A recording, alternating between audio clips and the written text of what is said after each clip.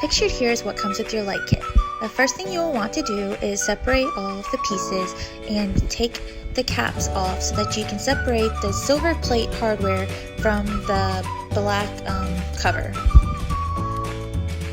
Once you've separated, you're going to take your drill or a screwdriver and remove the little piece that has the wiring, because you will not need that. Then you will correctly assemble the light without a light bulb, making sure everything is tight and assembled correctly to prepare it for the wall. You will not need all those wires, so all you need to do is just tuck them in. You will prepare your puck light by making sure that it works correctly before attaching it to the pendant.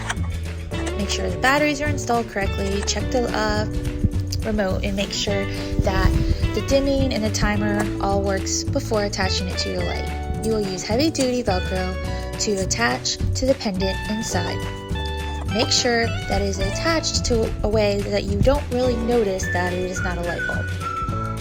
The first thing you will do when you get it, go to prepare to put it on the wall, is you need to line up the mounting hardware and mark your dots for where you will put the screws. Use a drill bit to drill your holes so that you can easily hammer in the anchor screws. That way it hangs securely.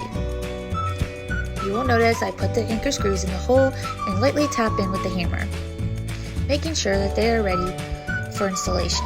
I put the mounting plate, line it up, and use a drill and screw in the mounting plate. Then I line up the actual pendant light and take those little caps that we removed in the beginning and screw them tightly on. And your lights are on. Super simple, no electricity, no hard wiring, nothing dangerous. You did it all on your own.